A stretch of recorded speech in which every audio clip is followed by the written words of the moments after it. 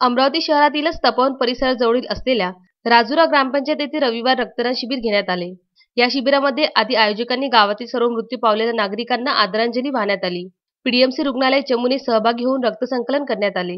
गावातील युवा वर्ग सोबतच सर्व समाज बांधवांनी शिबिरात सहभाग घेतला।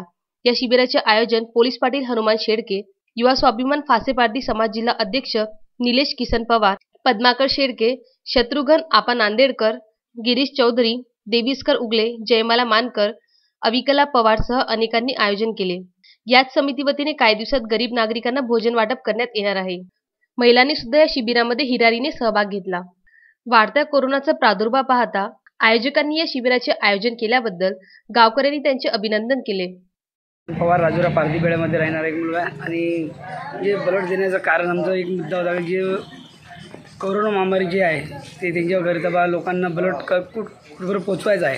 त्यासाठी आम्ही पोलीस पाटील व आमचे ग्रामपंचायतचे सदस्य म्हणून आम्ही हे टीम बोलून अशा अंगणवाडीचे मॅडम वगैरे हे सुद्धा आमचे रक्तदान यांच्या उपस्थित आले आणि आम्ही जे रक्तदान जे पार पाडण्याचा कार्यक्रम घेतला। आम्ही फक्त जे कोरोना महामारीसाठी जे लोकांना रक्तांची आवश्यकता आहे त्यांच्यासाठी आज आम्ही आदिवासी पारधी समाज सगळे मिळून एकत्र एक मुलं करून त्यांनी रक्तदान देऊन त्यांचा कार्यक्रम पार पाडला। आम्ही आज राजुरा येथे राजुरा यंग बॉईज आणि राजुरा पारधीबेळा यंग बॉईज यांच्या सर्वांच्या सहकार्यानं आम्ही कमीत कमी 1 वाजेपर्यंत 50 बॉटल ब्लड देण्याचा संकल्प केलेला आहे आणि आमचा कार्यक्रम यशस्वी पार चालू आहे।